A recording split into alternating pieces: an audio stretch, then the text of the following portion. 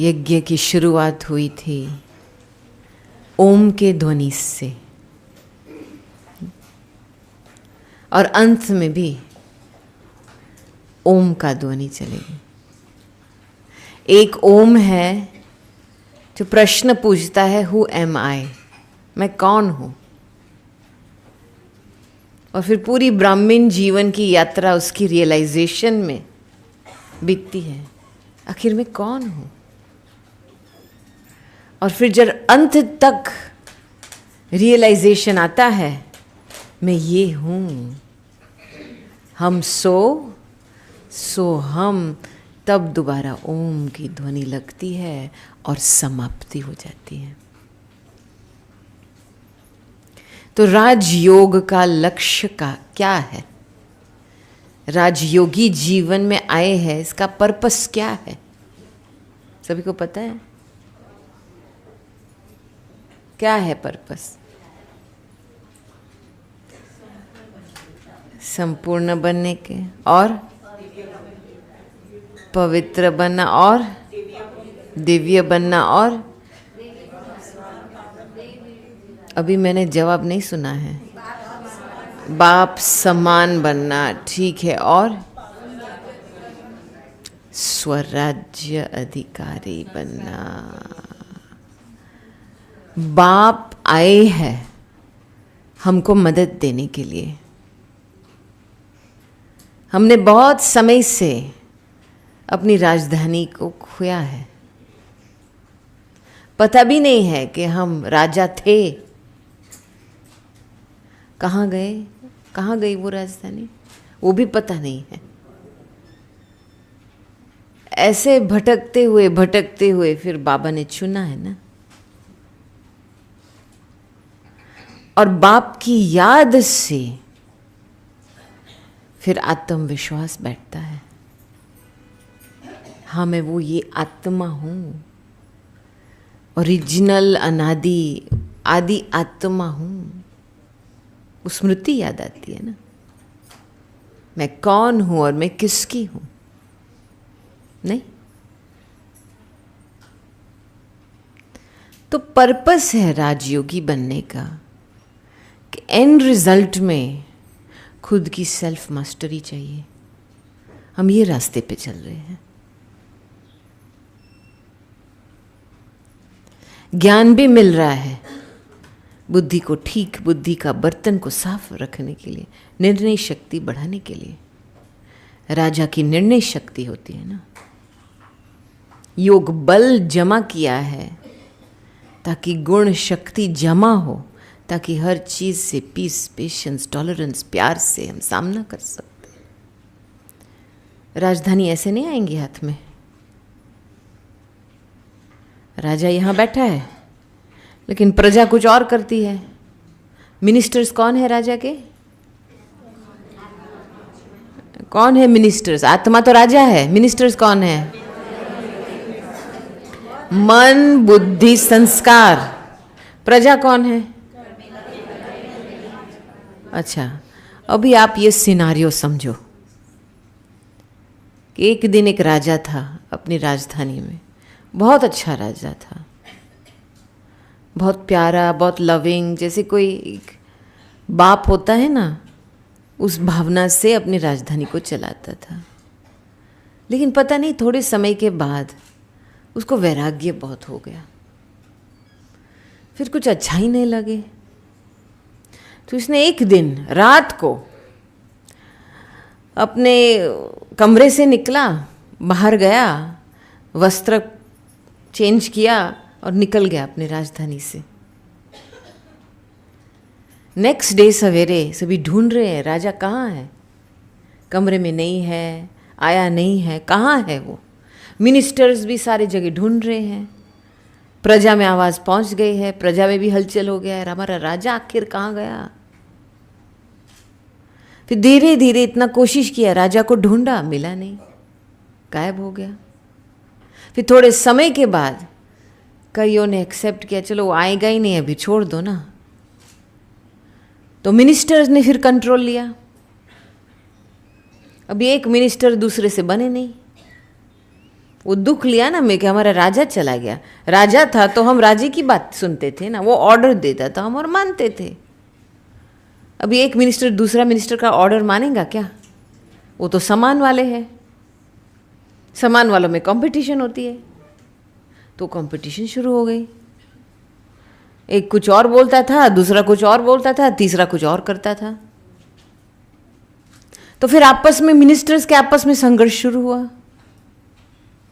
वो संघर्ष देख करके फिर प्रजा में भी वही शुरू हुआ। प्रजा वाले देखते रहे ये लोग क्या कर रहे हैं, अरे छोड़ो ना, हम अपना काम करते हैं।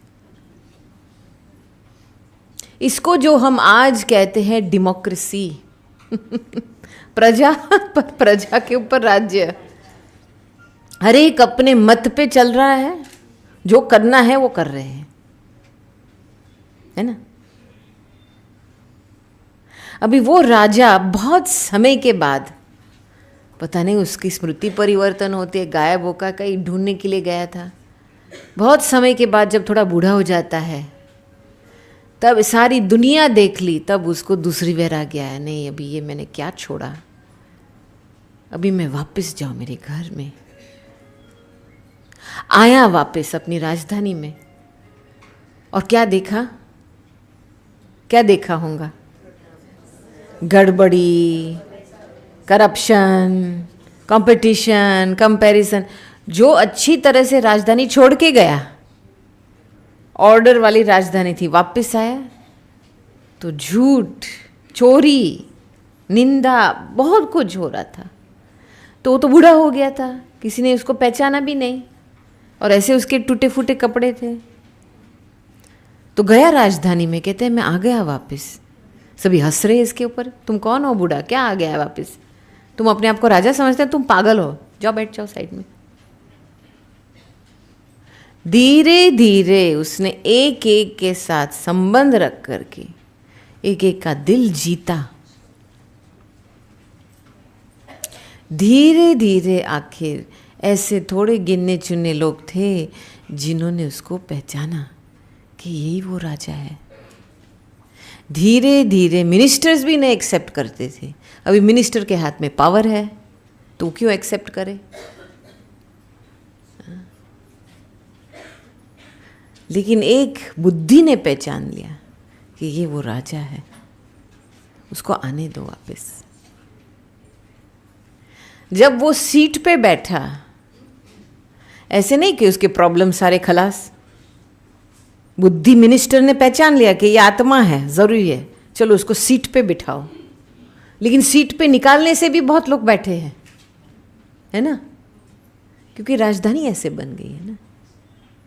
तो धीरे धीरे अपने ज्ञान से, अपनी धारणाएं से एक एक का दिल जीत लिया। आखिर फिर लास्ट में उसके सिर पे वापस वो ताज आ गया। भाई आप देखो, हमने खुद अपनी राजधानी गंवाई, हमने छोड़ दिया, कोई कारण से हमने अपनी राजधानी छोड़ी है।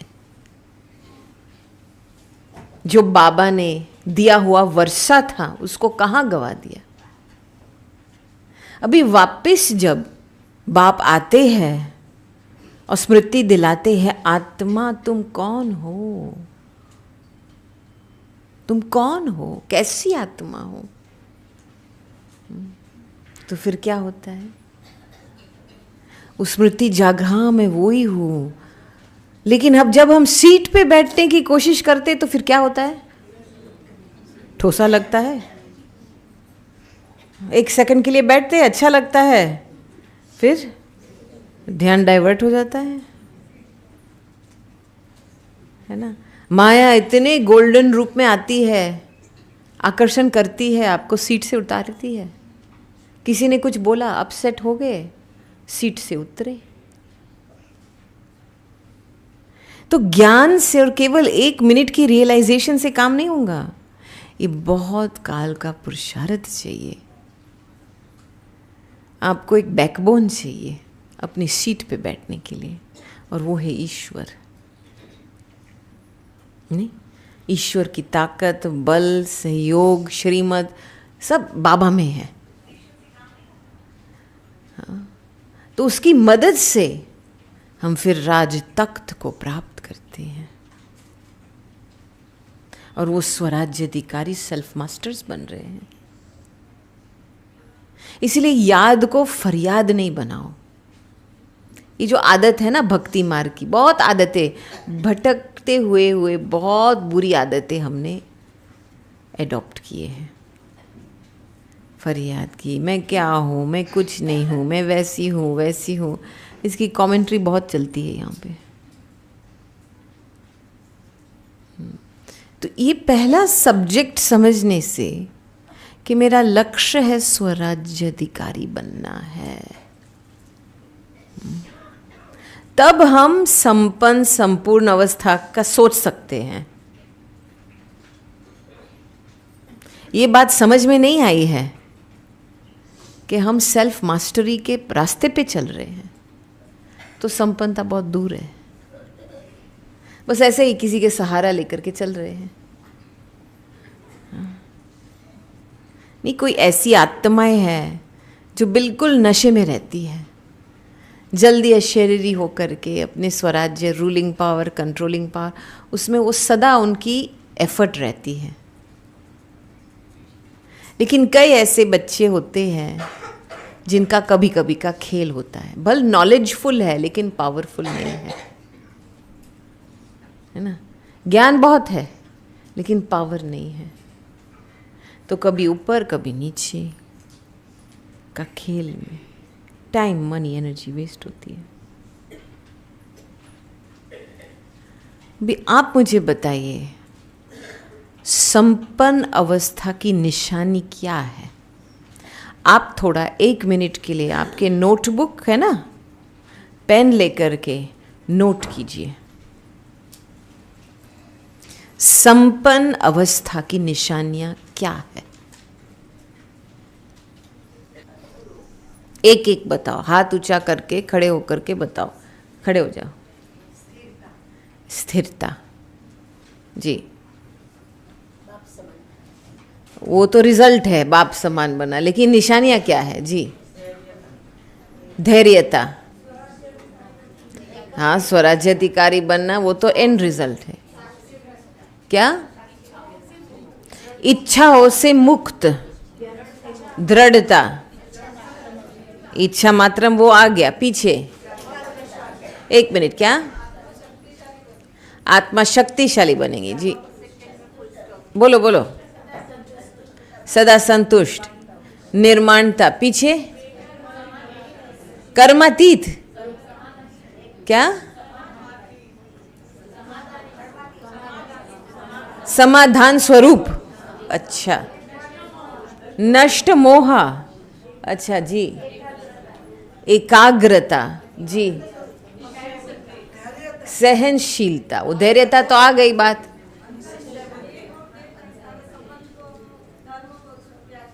अच्छा, देव और देह के, अच्छा बताइए।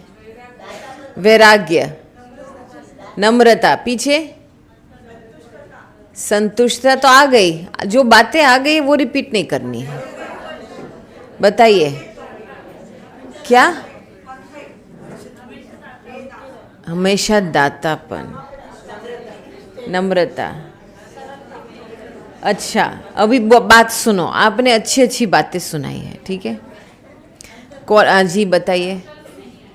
हलचल नहीं आएंगी, माना अपनी संपन्न अवस्था एक बहुत स्टेबल स्टेज है ना, बहुत स्टेबिलिटी है इस स्टेज में।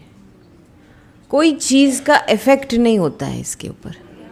होता है कुछ चीज़ संपन्न बन जाती है तो इसके ऊपर कुछ असर पड़ता है? नहीं पड़ता है ना। हाँ। जब संपन्नता होते तो न्यारापन आ जाता है। हाँ, जैसे आप केक, आप किनारा छोड़ देंगे। अभी केक जब बेक करते हैं ना, आटे डालते, दूध डालता है, बटर डालते, शुगर डालते हैं, उसका वो पूरा बैटर बनाते हैं ना, कितना स्टिकी स्टिकी होता है, चिकनी चिकना होता है।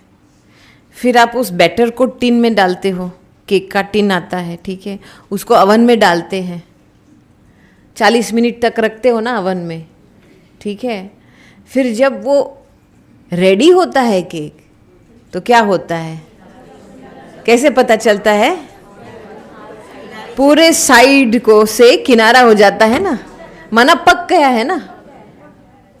तो हमारी संपन्न अवस्था ऐसी है, पकी हुई अवस्था है, सब बातों से किनारा हो जाता है। इस दुनिया से कुछ भी लेन देन नहीं है। समझ आई बात? एक बात। दूसरी है कि कैसे पता चले कि हम संपन्नता के नजदीक आ रहे हैं। इजीली अशरीरी बन सकेंगे। एक है किनारा होना सब बातों से, दूसरा है अपने आप को जल्दी अशरीरी बना सकेंगे।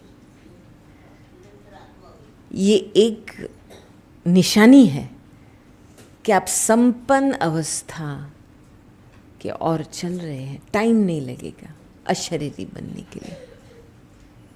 जब टाइम लगता है समझो कुछ चीज़ पकी हुई नहीं है कुछ पुरानी चीज़ अभी खींच रही है आपको। संपन्नता की तीसरी निशानी ये है कि आपका हर कर्म, चाहे बोलने का, देखने का, कुछ काम करने का, एक कला के रूप में दिखाई देगा। क्योंकि संपन्न अवस्था है 16 कला संपूर्ण। तो वो 16 कला, ऐसे तो 16 कला कहने में आता है, लेकिन कलाएं हर एक्टिविटी में है ना। जब भी हमारी आपकी एक्टिविटी आर्ट फॉर्म बन जाती है ना, तभी दिव्यता आती है, तभी लोग देखते हैं और इंस्पायर होते हैं। और आपकी एक्टिविटी से उनकी एक्टिविटी भी अच्छी बन जाती है। अभी तो हम कर्म तो अच्छे करते हैं, लेकिन वो आर्ट फॉर्म नहीं बना है अभी तक, कला नहीं बना है, वो दिव्यता नहीं है। क्योंकि एक प्रैक्टिकल फॉर्म है ये बस एनर्जी की बात नहीं है, ये एक रूप है। एक स्वरूप में टिकते हम कर्म करते हैं, स्वमान में टिक करके कर्म करते हैं, तो हर कार्य व्यवहार में कलाएं दिखाई देती है। हम जाते हैं ना सर्कस पे, शो में, कलाकार को देखने के लिए, आर्टिस्ट को देखने के लिए। कोई होता है एक आर्ट वाले आर्टिस्ट को, कोई होता है जिम्नास्टिक्स में, कोई होता है कई डांस में, कोई होता है गायन में, शायरी में। कितने होते हैं आर्टिस्ट, माना उनकी कला डेवलप हुई है उस फील्ड में।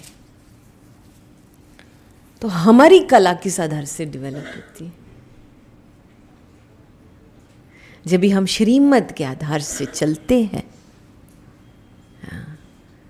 ईश्वर की याद में कर्म करते हैं, और इतने श्रेष्ठ कर्म बन गए हैं जो कुछ साधारणता नहीं दिखता है। हाँ, वो विश्व के कल्याण के लिए कर्म करते हैं। मैं मेरा से छूटे, हम मेरे लिए मैं नहीं खा रही हूँ, मेरे लिए मैं नहीं काम कर रही हूँ। तभी एक चीज़ कला बन सकती, क्योंकि ये कला औरों को सुख देने वाली है। तो जिसका हर कार्य कला होता है ना, वो सुखदायी बहुत होता है। दाता के बच्चे, भाग्य विधाता के बच्चे दाता होते हैं। ये निशानी है। उनको तो पता नहीं चलेगा मैं जो कर रही हूँ औरों को प्रेरणा मिल रही है, वो पता नहीं चलेगा।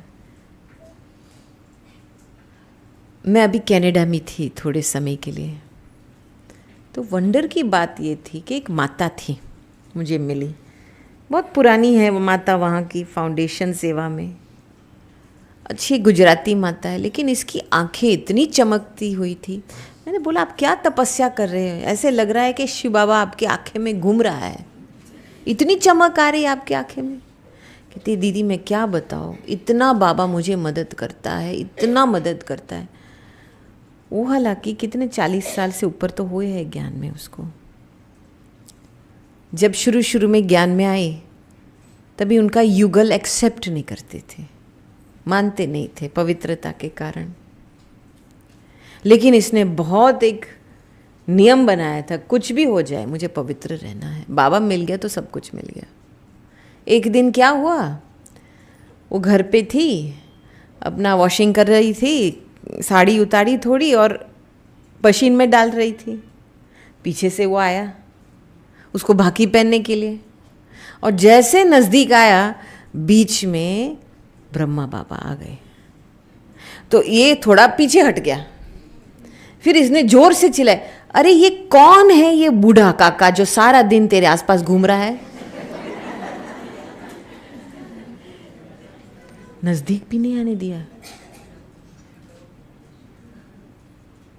जब हम नियम पे पक्के रहेंगे ना, स्वयं वो आएगा। हमारा साजन है ना, साजन क्या रक्षा नहीं करेंगे आपका? इतनी अच्छी कहानियां है उसकी, और ये इतने क्या कहेंगे विश्वास वाली आत्मा है। उसका घर कम से कम 1 घंटा दूर है सेंटर से। इतनी बारी सेंटर बदली की है इन्होंने, सेंटर वाले। और वो आती है, एक बस लेती है, घर से बस स्टेशन तक 10 मिनट पैदल, बस में 20 मिनट, फिर उतरो और 20 मिनट पैदल करो, सेंटर तक पहुंचो। हर रोज आती है, 40 साल से कभी एक क्लास मिस नहीं किया है उसने। चाहे बर्फ पड़ता हो, चाहे धूप हो, कोई हर्जा नहीं। अपनी अम्ब्रेला लेकर के आती है, वो बर्फ निकालती है, पैदल करती है। इसका इतना लगन, और उस लगन से जो आती है। तो क्या हुआ, एक दिन जो अभी सेंटर में जो वहाँ बहन रहती है, उसने मुझे अपना उनका एक्सपीरियंस सुनाया कि मैं तो इस माता से पीछे आई ज्ञान में, और मुझे जब कोर्स कराया गया था तो कोर्स जैसे पूरा हुआ तो टीचर ने मुझे बोला कि आप नेक्स्ट डे 6 बजे आना क्लास में। तो मैंने मन में सोचा, अरे ये तो बहुत जल्दी है, कौन 6 बजे उठता है इतना जल्दी। सो गई रात को। सवेरे के समय फिर 4 बजे कठिया हिली, कोई हिला रहा था तो उठ गई और नींद फिट गई। तो सोचा ठीक है चलो अपने आप को तैयार कर लेते हैं, ठीक है। फिर बाहर ठंडी थी, बर्फ़ पड़ता था। अब बाहर जाओ, गाड़ी से स्नो निकालो, बर्फ़ निकालो, साफ़ करो, वो भी 10-15 मिनट लगता है। झंझट का काम है कहीं जाना है तो। फिर भी ऐसे ऐसे ठीक है चलो करो ना, बोला ना चलो हम पहुँचते हैं। गाड़ी में बैठी, ऑन किया, गई, और उनके सेंटर 10 मिनट का दूरी था। तो जैसे वो ड्राइविंग करके पहुंची सेंटर के बाहर, उसने इस माता को देखा कैसे एक लकड़ी अपने अम्ब्रेला लेकर के बर्फ को ऐसे ऐसे करके चल रही थी। उसको इतनी शर्म आई अंदर से कि देखो मेरे पास सब सुविधा है, मैं केवल 10 मिनट की दूरी में रहती हूँ और मैं इतना कंप्लेंट करके आई हूँ, और मेरे पास गाड़ी है, और इसको देखो। उस दिन से आज दिन तक इस बहन ने कभी क्लास मिस ही नहीं किया है। अभी वो माता को कैसे पता चले कि मुझे देख करके उसको प्रेरणा मिल रही है? उसको तो पता नहीं था। वो तो अपना जो है डिसिप्लिन है, नियम है, उस पर प्यार से चल रही थी ना। तो जो चीज हम लगन से करते हैं ना, वो कर्म प्रेरणादायक बन जाता है। उसमें बाबा शक्ति भरता है। उस कर्म से हम औरों को सर्विसेबल बना सकते हैं। लेकिन जो लगाव के प्रभाव में करते हैं, कुछ भी इफेक्ट नहीं होता है इसका। अभी आप किसके लिए जीवन जी रहे हैं? खुद के लिए जी रहे हैं क्या? बाबा तो साथ दे रहा है, लेकिन ब्राह्मणों का काम क्या है? आप विश्व परिवर्तक हो ना। आपने कभी ऐसे सोचा कि मैं जब भोजन के समय पे बैठती हूं तो हम पूर्वज हैं ना, तो हम जो गिट्टी खाते हैं बाप की याद में, तो उस समय वो भावना आती है कि जो बाबा हम खा रहे हैं, जो भी अभी विश्व की आत्माएं भूखी हुए हैं, उनको 1 मिनट के लिए पेट भर जाए। या अपने लिए लोभमश खाते हैं। विश्व सेवाधारी होता है ना, वो कभी अपने लिए नहीं करता है, सेल्फिशनेस नहीं होती है। अभी तो साधन है, घर है, सब कुछ है, अपने लिए जी रहे हैं, बाकी का छोड़ दो ना, क्यों इतना विचार करे, चल मैं और मेरा बाबा है ना। नहीं, पूरा खेल है हद से बेहद में जाना। माना हमारा हर कर्म पूर्वज होने के कारण पूरी हमारी पीढ़ी पे असर आ रहा है, और जो हमने ऐसे कर्म किए हैं, हलचल में आकर के ऐसे कर्म किए हैं, तो भोगना किसको है? आप तो भोगेंगे, लेकिन पीछे वाले भी भोगेंगे।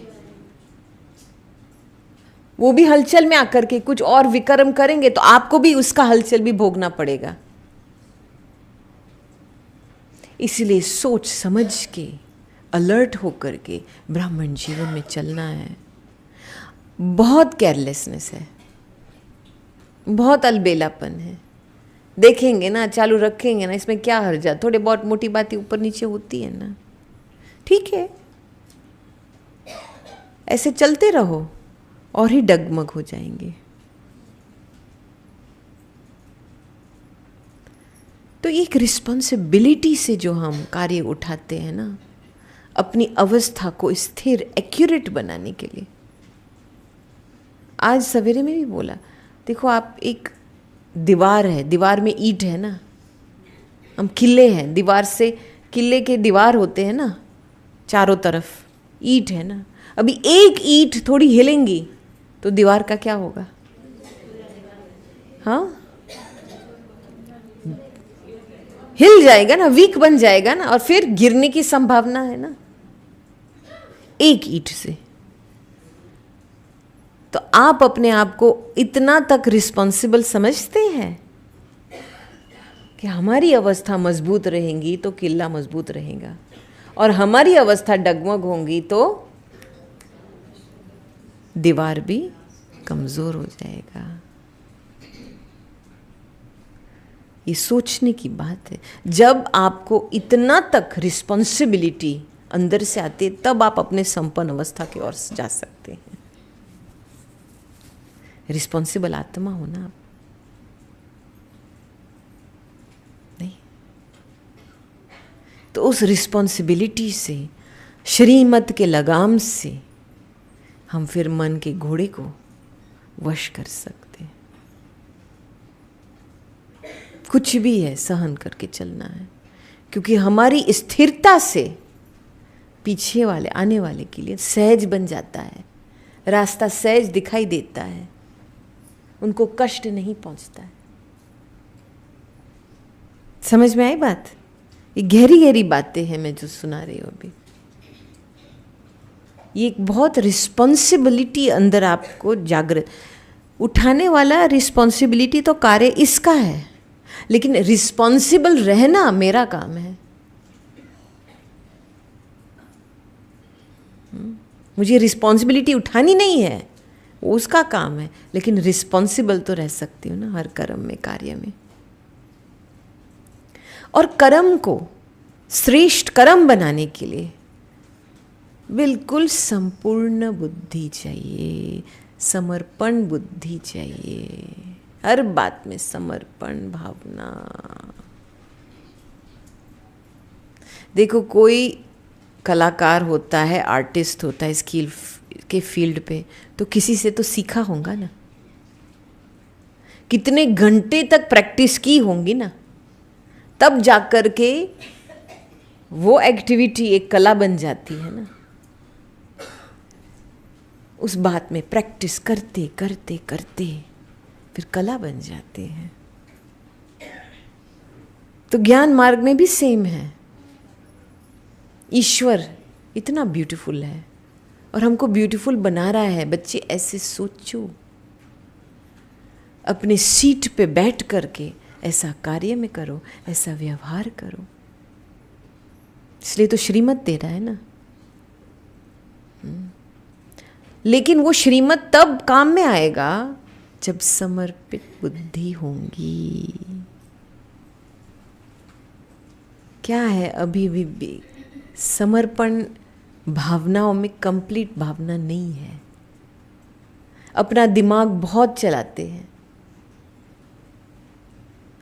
क्यों, कैसे, हाउ, व्हेन, व्हाई, व्हाट, बहुत सारे प्रश्न होते हैं। फिर बीच में अपना कैसे होगा, बाबा ने कैसे होगा, छोड़ो ना। कितना काम किया है बच्चे, बाबा ने क्या बोला है, पहली श्रीमत क्या है? अपने आप को आत्मा समझ, बाप को याद करो। फिर हर कर्म के लिए बाबा ने श्रीमत दी है। सुबह से उठो तो कैसे उठना है? गुड मॉर्निंग करना है, लेकिन मैं परम धाम से अवतरित हुई हूँ इस तन में। मैं आत्मा उस घर को छोड़ करके अवतरित हुई हूँ इस तन में।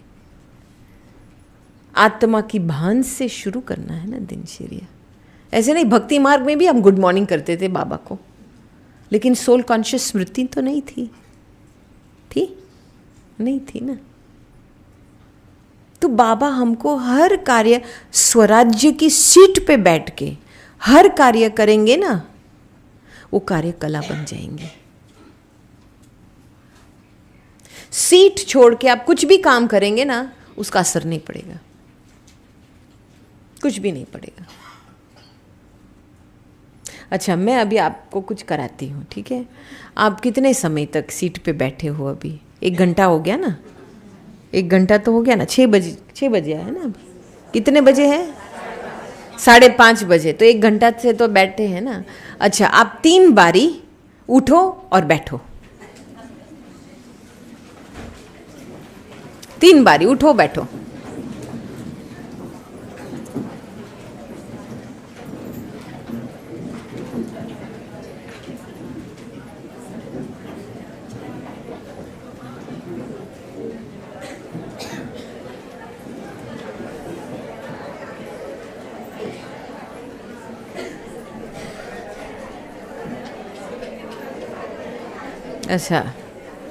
अच्छा, हमने डायरेक्शन दिया केवल उठने बैठने की, बातें करने की डायरेक्शन नहीं दिया। देखो, है ना?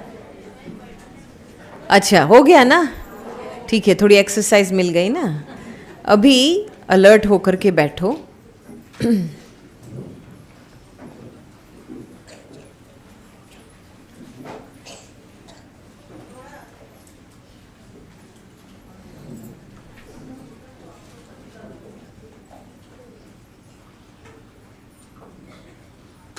अभी थोड़े समय के लिए हम ध्यान में जाते हैं। एक गहरा श्वास लो, उसको पकड़ो और फिर धीरे धीरे छोड़ो। और जैसे श्वास को छोड़ते हैं ना, वैसे अपना ध्यान बिल्कुल वर्तमान समय में लेके आओ। दोबारा श्वास लो, होल्ड कीजिए और फिर धीरे धीरे छोड़ो और अपना ध्यान वर्तमान समय में लेके आओ। तीसरी बारी गहरा श्वास लो, होल्ड कीजिए और फिर धीरे धीरे छोड़ो।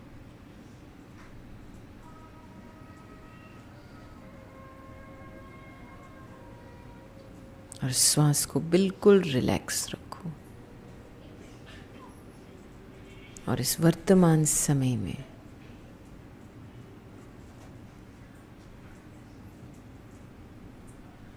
श्वास को ऑब्जर्व कीजिए।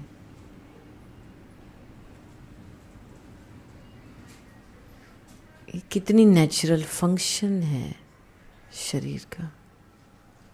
हम श्वास लेते हैं, हम श्वास छोड़ते हैं, लेकिन कौन सी शक्ति चला रही है इस श्वास को? तो अंतर्मुखी बन करके श्वास को फॉलो कीजिए उसका सोर्स तक।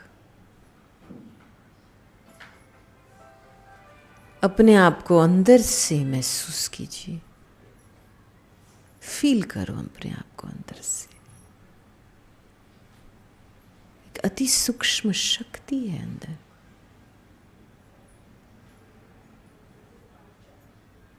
जो इस श्वास को चलाने वाली, प्राण दिलाने वाली शक्ति है। उसको महसूस कीजिए।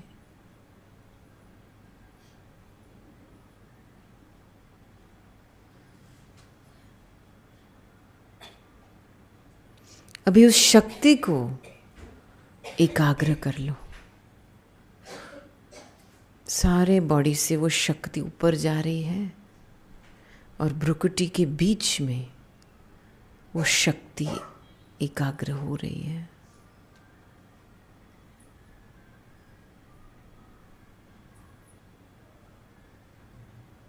एक बिंदु रूप बन जाओ।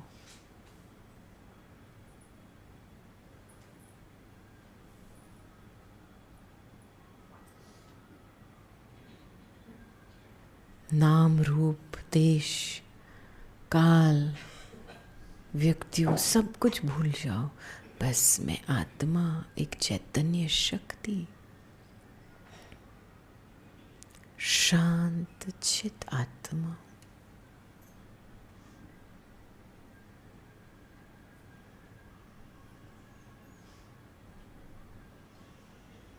बिल्कुल अपने आप को हल्का बना दो।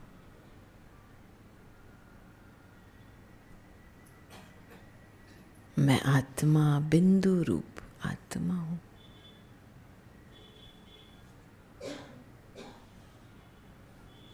उस परमात्मा की संतान हूं। और अभी आप अपने मन में ये संकल्प 3 बारी धीरे दोहराओ। मैं आत्मा, शक्ति स्वरूप, शांत चित आत्मा हूं।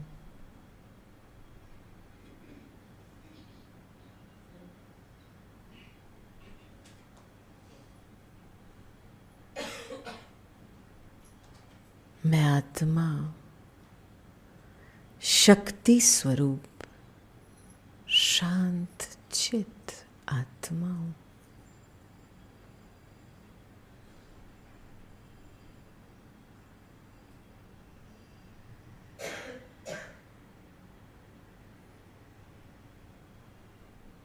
मैं आत्मा, शक्ति स्वरूप, शांत चित आत्मा हूं।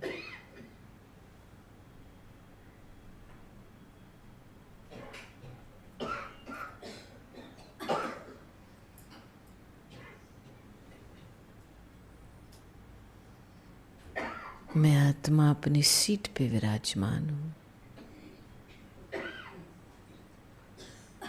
इन कर्मेंद्रियों की मालिक हूं।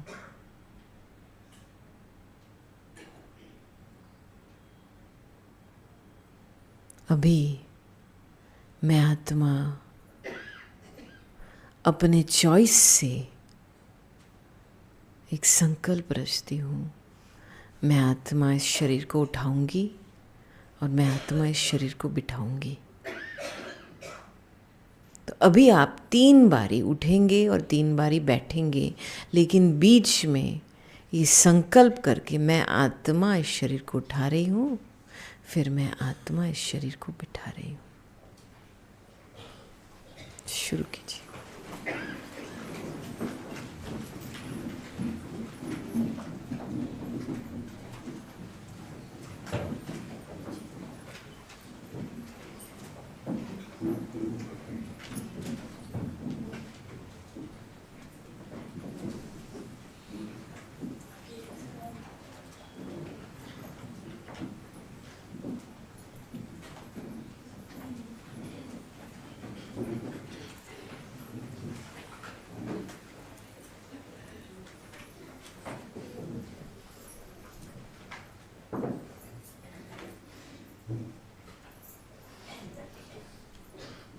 अभी वापस अपने सीट पे आ जाओ।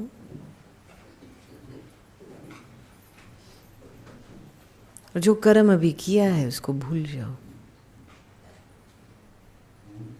मैं आत्मा, शक्ति स्वरूप, शांत चित आत्मा हूं।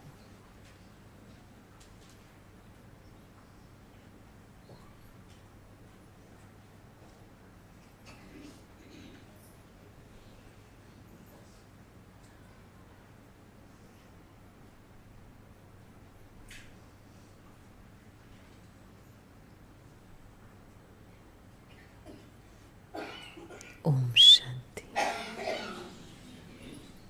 अच्छा, फर्क पड़ा? पहली बार जब आप उठे थे क्या हुआ उस समय? हाँ, आवाज कर रहे थे, ऐसे बातें रहे थे, रिएक्शन में आए, हंसते थे, बस बहन जी बोल रहे चलो उठो बैठो, उठ बैस करो, और क्या था?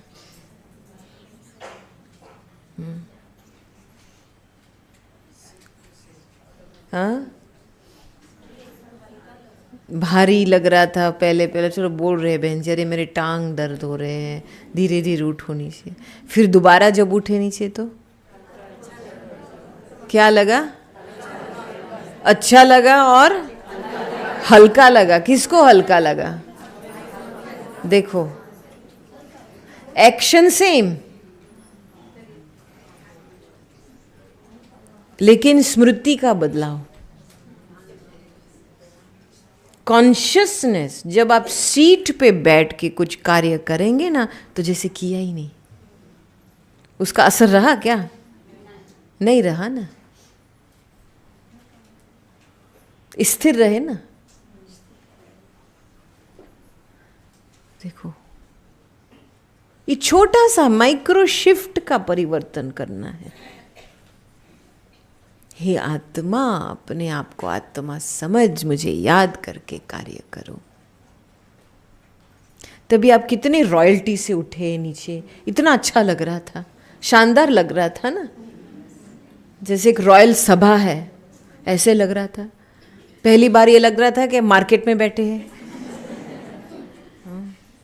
दोबारा लगा कि रॉयल सभा है। तो कोई आपको देखे तो उनको भी प्रेरणा है मुझे ऐसे बनना है ना? कंट्रोल थी ना खुद के ऊपर। ये देखो 5 मिनट की बात है, ये मेहनत की बात नहीं है, ये एक माइक्रो शिफ्ट की बात है। छोटी सी शिफ्ट करनी है, यहाँ पे सीट पे बैठ करके काम करना है। देखो, कोई जज होता, ठीक है, वो कोर्ट में आता है, अपना वस्त्र पहनता है, टोपी पहनता है, अपने सीट पे बैठ करके जजमेंट पास करता है ना, नहीं? तब वो जजमेंट लॉ बन जाती है और पूरी सिस्टम उस लॉ को मानता है, फॉलो करता है। एक बारी जज ने डिसीजन ले लिया, माना फाइनल, तो पूरी सिस्टम एक्सेप्ट कर लेती है। लेकिन वो सेम जज जिसके पास वही ज्ञान है, वो घर बैठे हुए चाय पीते हुए अपने बीवी के साथ वही जजमेंट करेगा उस समय, तो क्या कोई एक्सेप्ट करेगा? नहीं करेगा ना। क्यों? जज तो, व्यक्ति तो सेम है लेकिन सीट पे नहीं है। समझ में आई बात? आपके 90% जो इश्यूज, समस्याएं है, इस अभ्यास से खत्म हो जाएंगी। क्योंकि जब हम देह भान में होते हैं ना, फेमिलियरिटी में होते हैं, बहुत अलग अलग पोजेस होते हैं देह भान के, रॉयल नहीं होता है।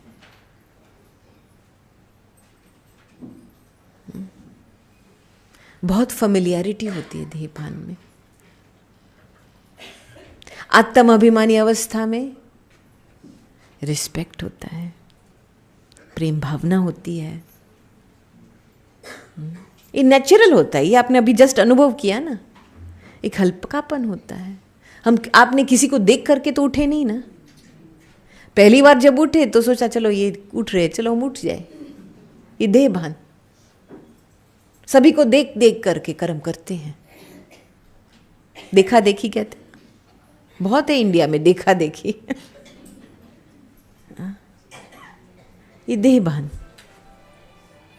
लेकिन जब आत्मा की सीट पे बैठते हैं तो मैं आत्मा इंचार्ज हूं, मैं अपने कर्मेंद्रियों पे इंचार्ज हूं, कोई मेरे को गुलाम नहीं बना सकता है। अभी आप देखो सारी दुनिया में, इंडिया में तो खास एडवाइस देने वाले लोग बहुत हैं। बीमार होते, बहन जी आप ये ले लो ठीक हो जाएगी 1 मिनट में, बहन जी आप ये ले लो ठीक हो जाएगी 1 मिनट में। मैं कहती हूँ भारत में सभी वेद है। हाँ, एडवाइस देने वाले तो बहुत है। कभी कभी क्या होता है, हम देह भान में होते हैं ना, तो मजबूरी से उस एडवाइस को फॉलो करते हैं, मजबूरी महसूस करते हैं। अरे बोला है ना, उसको करना पड़ेगा ना, क्या करे बहन जी। ये क्या है? गुलामी है। और गुलामी की स्मृति में आप कुछ करेंगे तो क्या नतीजा क्या है? बंधन में ही रहेंगे ना। तो सारा टाइम आपका यहां पे ही चलता है। इसलिए तो रिएक्शन होते हैं ना। जिसने एडवाइस किया, इंस्ट्रक्शन दिया, उसके नहीं करना चाहते, लेकिन क्या करे बहन जी, करना पड़ता है ना। ये यहाँ की सीट में ना रहने की कमी है। ये अभ्यास नहीं किया है ना।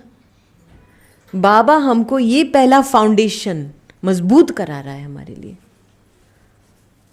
कि इस फाउंडेशन को आप पक्का कीजिए, ऑटोमेटिक सब कुछ चलेगा। उसके बाद कैसे हाथ पांव चलते वो भी पता नहीं चलेगा।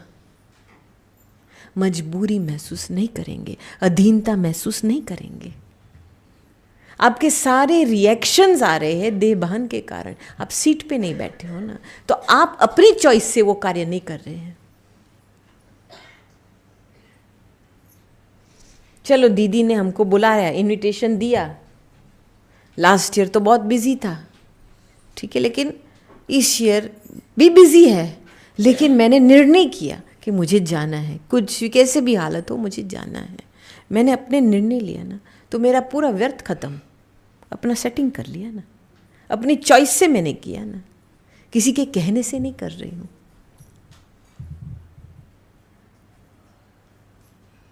रात दिन का फर्क है इसमें।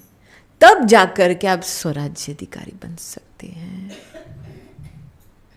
पहले तो पावर ऑफ चॉइस, निर्णय की शक्ति आपके हाथ में आवे। मैं अपने चॉइस से, अपने संकल्प शक्ति से मैं ये काम कर रही हूं। और उस हालत में आप किसी के गुलाम नहीं बन सकते। आपने अभी एक्सपीरियंस किया ना। अभी इस अभ्यास को आप बढ़ाओ, ऑटोमेटिकली आप अपनी संपन्न संपूर्ण अवस्था का आह्वान कर रहे हैं। क्योंकि वो अवस्था, एक देवता, सोचो क्या है देवता।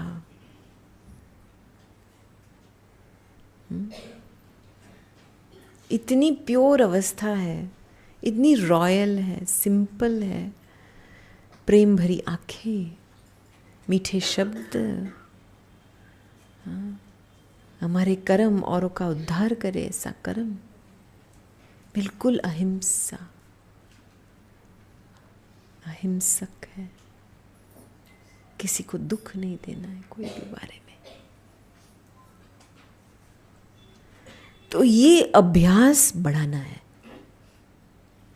कुछ भी हो जाए, कोई भी सामने से कुछ भी बोले, मन आखिर आपके हाथ में है ना, है ना। बुद्धि आपके हाथ में है ना, या आप मन बुद्धि दे दिया? श्योर नहीं दिया है ना, तो सीट पे बैठ के निर्णय करो, मुझे क्या करना है अभी। ये तो आपके हाथ में है। अभी आज से किसी से कंप्लेंट नहीं आएगा, बहन जी मेरा पति ऐसे बोल रहा है, मैं क्या करूं।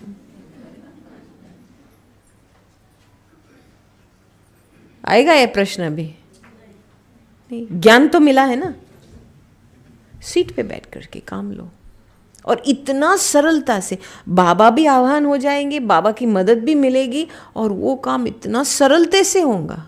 आप बात देख लेना, मैजिक हो जाता है इस बात में। क्योंकि जो व्यक्ति सीट पे बैठ के ऑर्डर करता है ना, सारी सिस्टम मानता है। जो व्यक्ति बिना सीट से ऑर्डर देता है ना, उसके ऊपर हंसते हैं। क्या समझती हो अपने आप को? घर बैठे चाय पीते ऑर्डर देती हो क्या? बस इतना ही काम करना है। अभी आप मुझे बताओ, इसमें क्या मुश्किलात है? कुछ मुश्किल है क्या इसमें? नहीं है ना। तो इस अभ्यास में परफेक्ट बनना है। अभी आपको परफेक्शन तक पहुंचना है ना, तो पहले इस अभ्यास में परफेक्शन चाहिए। तभी आपका हर कर्म एक प्रेरणादायक कर्म बन जाएगा। रॉयल्टी से आप अपनी जीवन बिता सकेंगे।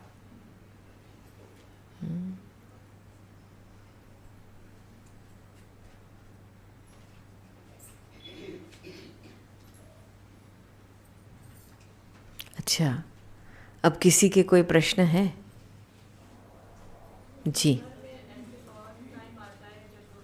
खड़े हो जाओ पहले।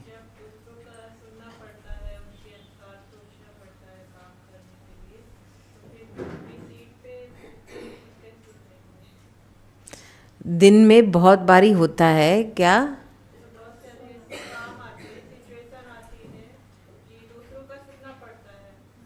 वो तो हर रोज की बात है। दूसरे का तो सुनना ही पड़ता है ना। बच्चे का सुनो, बाप के सुनो, पति का सुनो, फिर इन्फॉर्मेशन तो सारी जगह से आती है ना आपको। लेकिन निर्णय करना किसका काम है? आपका काम है ना। तो आप जो इन्फॉर्मेशन लेना चाहते हो वो ही ले लो, बाकी को छोड़ दो।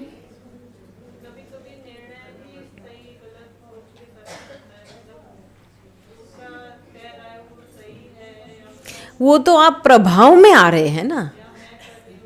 सुनो, आप जब सीट पे बैठेंगे ना, देखो आप जब पहली बारी उठे और किया तो थोड़ा साधारण रूप था ना आपका, बस ढीला ढीला हो रहे हैं। चलो बहन जी कह रहे तो हम फॉलो करें उनको, बहन जी को।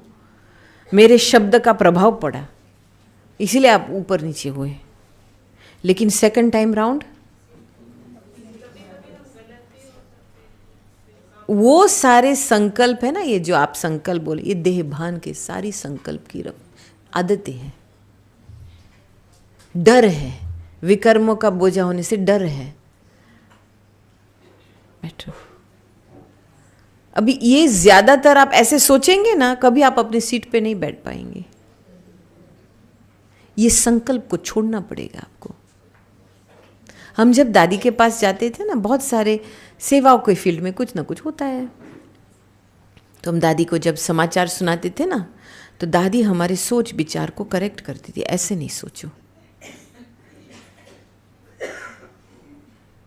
मेरा बस एक ही अभ्यास है, अपनी शक्ति को एकाग्र करके मुझे अपने आप को यहाँ बिठाना है, बस साक्षी बनना है, बस यही अभ्यास करना है। आप इस अभ्यास में बिजी रहेंगे ना, कोई और बातें बीच में नहीं आएंगी। ये अभ्यास छोड़ करके आपने किसी की बात सुनी, किसी के प्रभाव में आया, तभी डगमग शुरू होगा, है ना।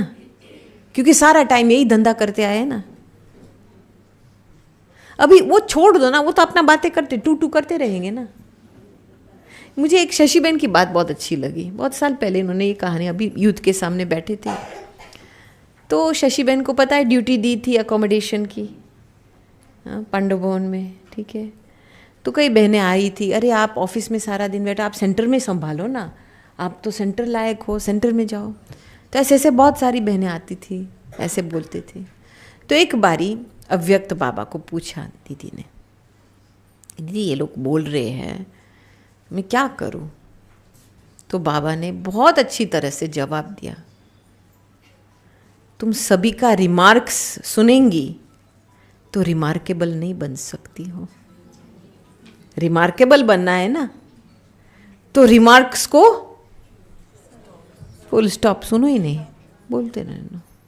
आपको जो करना है वो करते रहो। और दुनिया ऐसी है, आप आगे बढ़ेंगे तो कोई खड़ा है, बहन जी आप आगे क्यों बढ़े हो? फिर उसकी बातें सुन करके आप खड़े हो जाएंगे तो कोई और पूछे, अरे आप खड़े क्यों हो जाए?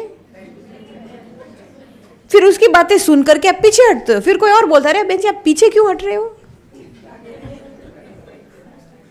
अभी बोलने वाले तो कितने हैं, कहां तक आप सभी के रिमार्क सुनेंगे? रिमार्केबल बनना है, ये मेरी लाइफ है, मेरी जीवन है, मैं निर्णय लेती हूं। बाबा बैठा है ना, बाबा की श्रीमत क्या है? श्रीमत है हमारा तलवार। नॉलेज मिली है ना। कलश किसके सिर पे रखा है? क्यों कलश रखा है माताओं के सिर पे? हाँ, शक्ति है। तो ऐसे बकरी बन करके क्यों पूछ रहे हैं, मुझे पता नहीं है मैं निर्णय ठीक कर रही हूं या नहीं? ज्ञान का कलश सिर पे है और निर्णय करने में डिफिकल्टी आती है। हाँ, सोचो। देखो, एक सोसाइटी होती है ना, इकोनॉमी कहते हैं ना दुनिया में। इकोनॉमी में बहुत सारे बिजनेस होते हैं, कॉरपोरेशंस होते हैं, लेकिन सबसे बेसिक बिजनेस है फैमिली बिजनेस। पूरा धंधा है फैमिली में, मैं आपको बताऊं। और उसमें माता जी जो होती है ना, वो बॉस होती है। सीईओ कंपनी की माता जी है फैमिली बिजनेस में, लेकिन वो भूल जाती है मैं बॉस हूं, है ना। तो बाबा भी बहुत होशियार है। जो मेन व्यक्ति होता है फैमिली बिजनेस में, उसके सिर पे कलश रखेगा ना, क्योंकि उसको पता है मेन निर्णय करने वाली ये है। उसको ज्ञान मिलेगा, हर चीज ज्ञान सहित श्रीमत के आधार से करेंगी तो सभी का उद्धार होगा, पूरा परिवार का उद्धार होगा। और परिवार का उद्धार होगा तो वो अपने काम में भी उद्धार लेके जाएंगे। रूट है ना फैमिली बिजनेस। भल कोई भी बड़ा आदमी हो, उसके पास माँ तो है ना, मदर है ना पीछे। फैमिली का सपोर्ट ना मिले तो वो भी अपना बिजनेस नहीं चला सकता। तो ज्ञान का कलश सिर पे रखा है, माना श्रीमत पे, कदम कदम पे श्रीमत पे चलना है। देखो, माताएं होने के कारण, सभी माताएं बैठी है ना यहाँ पे, बच्चे हैं ना सभी के, ठीक है। वो तो भी कई बड़े होकर के चले गए, ठीक है। तो माता होने के कारण आप और बाप के बीच में कई ऐसी बातें हैं जो समान है। कौन सी बातें हैं?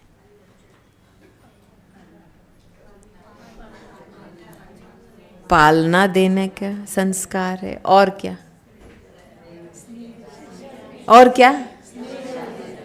हाँ, शिक्षा देने में तो कभी कभी मार्जिन है। और क्या? स्नेह देना, सहनशील रहना, कुछ भी हो जाए। बच्चा उल्टा सुल्टा काम करे तो माँ कभी उसको तिरस्कार तो नहीं करेंगी ना, नहीं। तो वो सहनशीलता की शक्ति से आप किसी की जीवन का परिवर्तन कर सकते हैं ना। एक जीवन लाइफ बनती है ना, क्योंकि आपने लाइफ दिया है, इसीलिए लाइफ बनती है। तो जो हम त्याग भावना, सेक्रीफाइस बोलते हैं, वो माताओं में है ना।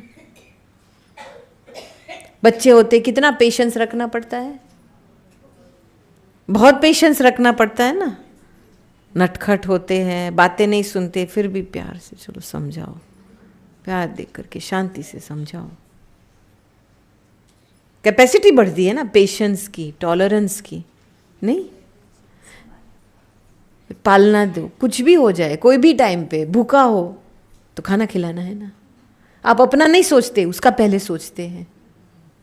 कुमारियों में इतना नहीं है, मैं आपको बताऊं, बहुत डिफिकल्ट है कुमारियों को माता बनाने के लिए। कुमारियां अपना सोचती है कभी कभी, माताएं अपना नहीं सोचती हैं। सोचते हो आपने, पहले इनके लिए सोचो ना, नहीं। इसमें आप बाप समान बन गए हैं, ये समझ लो, ठीक है। 80% काम फाउंडेशन है आपके पास, बचा है 20%। फॉलो फादर माना क्या? जब हम समर्पण की बात करते हैं तो समर्पण बुद्धि वाला फॉलो करता है ना, फॉलो करता है ना, करता है फॉलो, पीछे वाले करता है ना फॉलो। तो फॉलो फादर माना क्या? नहीं, फॉलो फादर करना क्या? शिव बाबा कौन है? बाप है, निराकार है ना, तो खुद को निराकार बनाना है ना, तब उस निराकार तक पहुंचेंगे ना। और ब्रह्मा बाबा कौन है? फरिश्ता है, तो खुद को फरिश्ता बनना है ना, तब आप बाप के साथ मुलाकात करेंगे ना, बाप समान बनेंगे ना। तो ये 2 शब्द याद रखो, निराकार, फरिश्ता। संपूर्ण बुद्धि, संपूर्ण समर्पण माना हर कदम पे निराकार, फरिश्ता। फॉलो बाप दादा नहीं। देखो, जब हम कोई वीआईपी से मिलने जाते तो कितना अच्छा सूट बूट पहन के, अच्छी साड़ी पहन के, अच्छा मेकअप करके मिलते हैं ना। उसका जो कॉस्ट्यूम होता है, हमारा कॉस्ट्यूम भी बराबर होता है ना, वस्त्र बराबर होता है ना। अभी शिव बाबा के पास तो कोई देह नहीं है, कपड़े नहीं है, तो क्या ये देह लेकर के जाएंगे शिव बाबा के पास?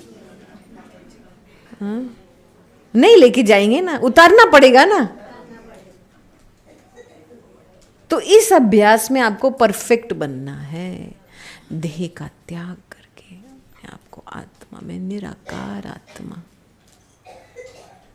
और फिर वापस जब सीट पे बैठो, मैं फरिश्ता।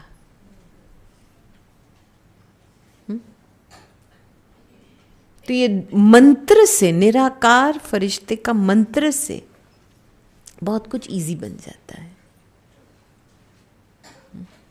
है ना?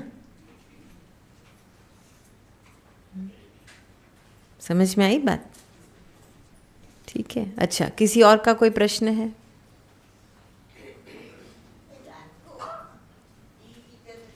आप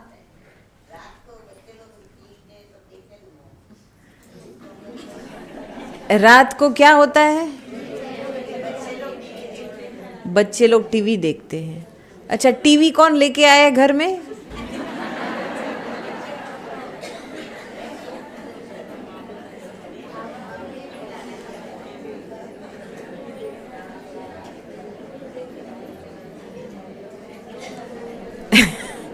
आप सब साधना लेके आते हैं, उसके हाथ में आईपैड डालते हो, उसके हाथ में मोबाइल फोन डालते हो। प्रॉब्लम किसने क्रिएट किया? वही तो कह रहे हो ना। अभी तो माहौल बाहर में ऐसा है, लेकिन हमको घर में ऐसा वातावरण बनाना है जो इस व्यक्ति को कुछ शांति मिले, उसको फील हो कि मुझे यहाँ सहारा मिलेगा, मुझे यहाँ समाधान मिलेगा। मैं आपको एक बात बताऊं, हम संपूर्णता संपन्नता के और चल रहे हैं। हमारी संपूर्ण अवस्था हमारी विवेक को चला रहा है, लेकिन हम अपनी विवेक का मानते नहीं हैं। कई बारे में जब ऑनेस्टी की कमी होती है, सच्चाई की कमी होती है, आपने अपने विवेक का माना नहीं है, तो चुप हो गया विवेक। हर बात में विवेक की बात सुनेंगे ना, क्योंकि विवेक एक आपकी संपन्नता का आवाज है, आत्मा का आवाज है। और आत्मा में जो भी शक्तियाँ, वैल्यूज, वर्च्यूज, संपन्नता है, वो एक इंफॉर्मेशन है। वो आपको बता रही है, ये रास्ता कर लो, ये रास्ता नहीं लो, ये करो, ये नहीं करो। तो आप विवेक का मानेंगे, तब आपकी गाड़ी सीधी चलेंगी। विवेक को इस साइड पे छोड़ करके किसी की और का मत पे चलेंगे, तब दुविधा में रहेंगे। फिर आपकी हालत कैसी? गुलामी, है ना? तो विवेक आपकी संपन्नता की एक आवाज है, उसको बहुत सुनना पड़ता है। शांति से काम लेकर के अंदर शांत करो, अपने आप से पूछो, फिर बाबा से पूछो। वो श्रीमत भी याद आएंगे, विवेक भी सही निर्णय करेगा।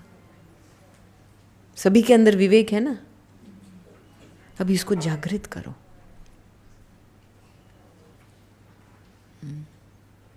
ये मेन बात ये है। अथॉरिटी हमारी वापस आती है जब हम इस बात पे अटेंशन देते हैं। आपका विवेक डब गया, माना आपकी सत्यता डब गई, आपकी संपूर्ण अवस्था सप्रेस हो गई। वेरी सिंपल बात है।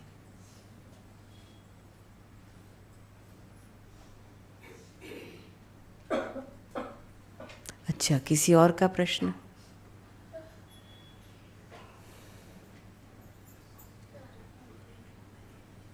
ये तो बहुत अच्छी बात है, सभी प्रश्नों का जवाब आ गया। कुछ भी हो जाए मुझे परिवर्तन होना है, क्योंकि मूर्ति किसको बननी है? मुझे बननी है ना। 63 जन्मों के लिए नाटक किया है, कर्म के हिसाब किताब खोले हैं, अभी चुकतू तो करना पड़ेगा ना, तो कुछ तो सहन करना पड़ेगा ना। तो नो इश्यू, सेवा है ना, उसको कर्म बंधन सोच के नहीं चलो, सेवा समझो। बाबा मिला ना, तो जैसे बाबा मिला सब कुछ मिला ना, ज्ञान मिला, बाबा का हाथ मिला, साथ मिला, तो और क्या चाहिए? तो ऑटोमेटिकली जैसे बाप का हाथ और साथ मिलता है ना, ऑटोमेटिकली आप उस समय बंधन मुक्त हो, सब कुछ मिल गया। बंधन माना कुछ इच्छा रह गई है, समझ में आए? कुछ एक्सपेक्टेशन है, इसीलिए बंधन महसूस करते हैं।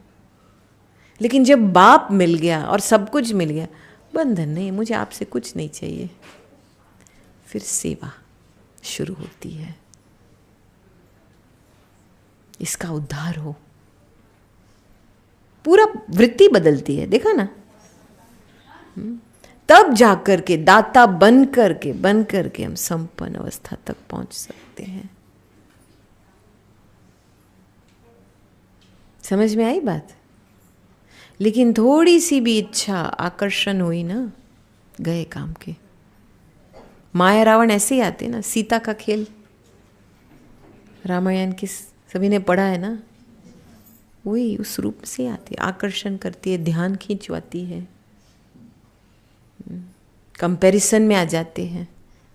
ये क्या खेल है? छोड़ो, क्या चाहिए आपको पुरानी दुनिया से? क्या चाहिए कोई पुरानी व्यक्ति से? किसी का प्यार चाहिए क्या?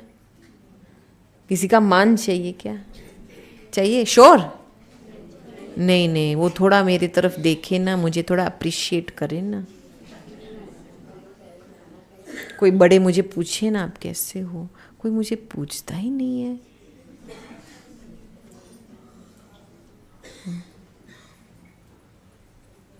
स्वतंत्र हो, भगवान हाथ में साथ दिया है, क्या चाहिए किसी से? तो खुद के साथ बात करके करके आप अपने विवेक को जागृत कर रहे हैं।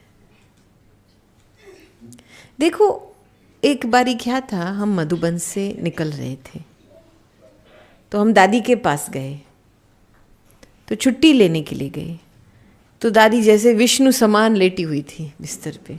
दोपहर का समय था, इतना बड़ा वंडरफुल सीन था। तो मैंने दादी को ऐसे टैप किया शोल्डर पे, तो दादी ने ऐसे मुंह फिर करके मुझे इतनी मीठी दृष्टि दी और बोला, अपनी संपन्न अवस्था को बेस्ट फ्रेंड बना दो।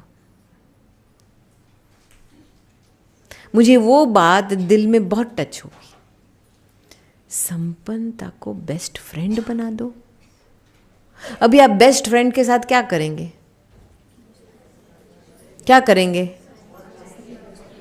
हाँ, बात करेंगे, दिल की बातें सुनाएंगे, और जो वो चाहिए वो करेंगे ना।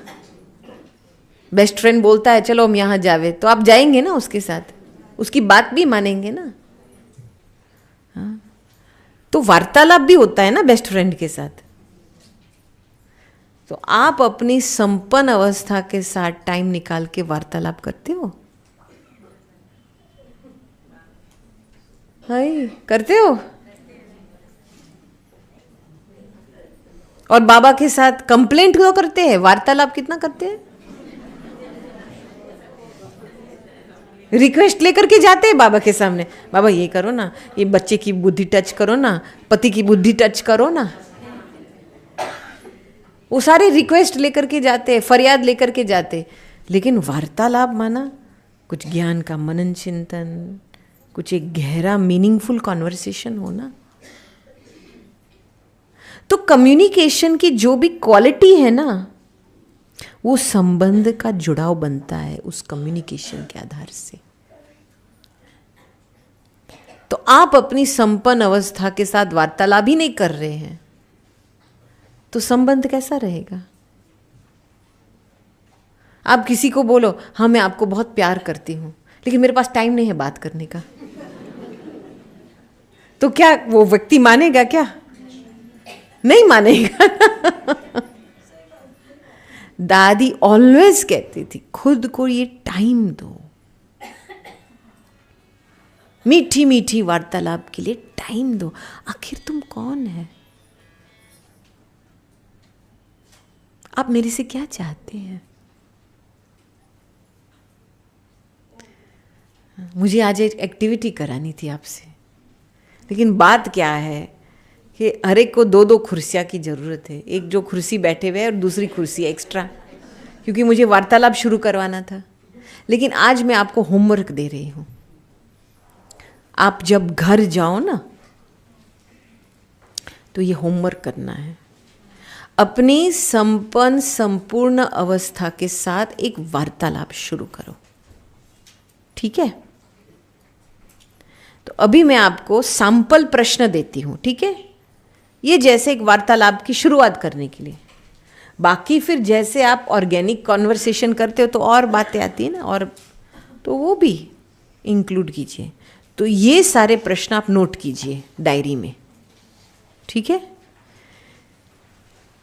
आपके संपूर्ण स्वरूप के साथ बातचीत, ठीक है? तो पहला प्रश्न, तो प्रश्न तो पहले, फिर आप अपने ही प्रश्न आपके निकाल सकते हैं। तो पहला प्रश्न सैंपल, आप कौन हो?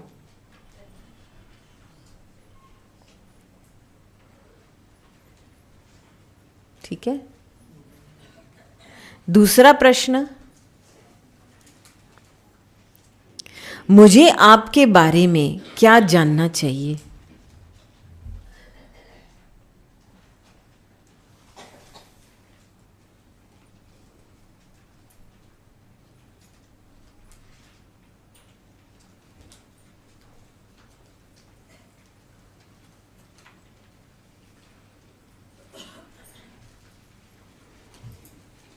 मुझे आपके बारे में क्या जानना चाहिए? तीसरा, कौन सा प्रतीक आपके व्यक्तित्व को सबसे अच्छी तरह व्यक्त करता है? कौन सा प्रतीक आपके व्यक्तित्व को सबसे अच्छी तरह व्यक्त करता है?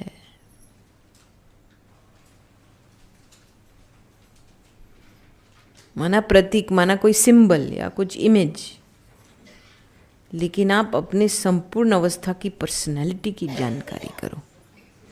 कौन सा प्रतीक आपके व्यक्तित्व को सबसे अच्छी तरह व्यक्त करता है?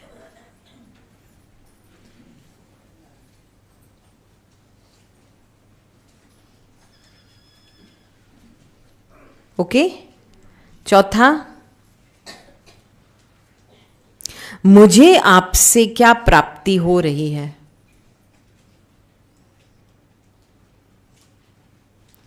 मुझे आपसे क्या प्राप्ति हो रही है?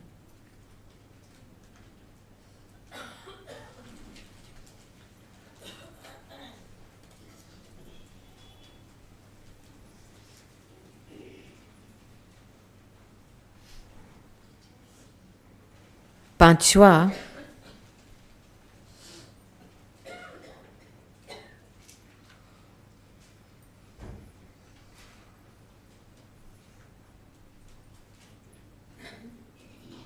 कौन सा पहलू आपको मुझसे करीब रखता है?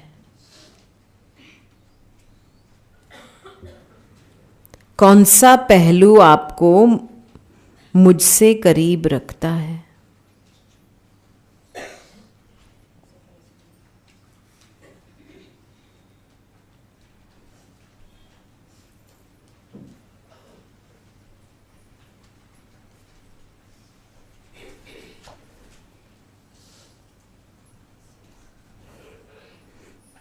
छठा, कौन सा पहलू आपको मुझसे दूर करता है?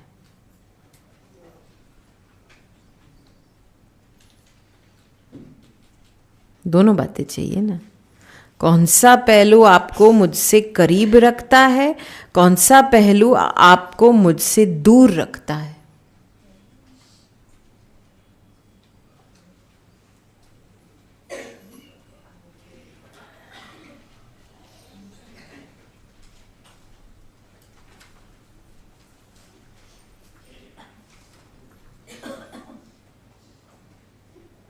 सातवां, हमारे बीच में हार्मनी रहे उसके लिए मुझे क्या करना है? हमारे बीच में हार्मनी माना समझौता, जैसे एक मिलनसार का संबंध रहे, हमारे बीच में एक मिलनसार का संबंध रहे, उसके लिए मुझे क्या करना है?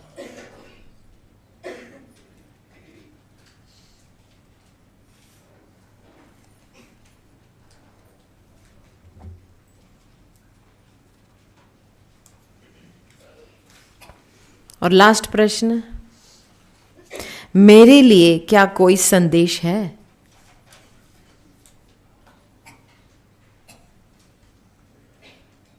मेरे लिए क्या कोई संदेश है?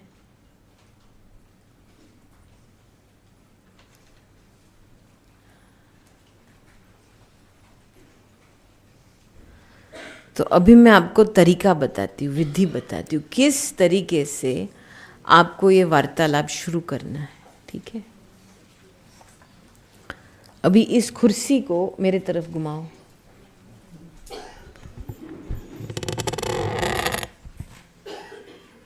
ये एक कुर्सी इसके सामने करो, वो कुर्सी इसके सामने करो।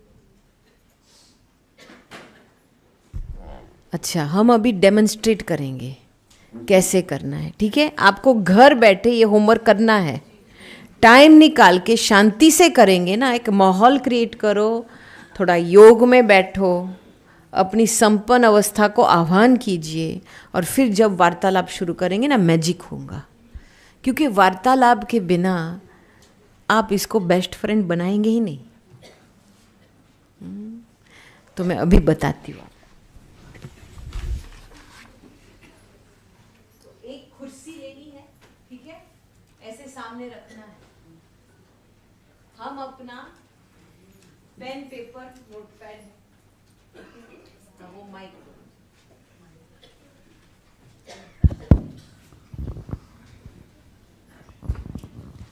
अच्छा, कुर्सी पे बैठो, यहाँ पे अपना पेन पेपर जो भी प्रश्न है बैठो। तो इस सीट में जिस स्वरूप में आप बैठे हो आप बैठे रहो। ठीक है, ये सीट आपकी संपन्न अवस्था के लिए है। तो थोड़े समय के लिए योग में बैठे हुए बाबा की याद में उसका आह्वान करो,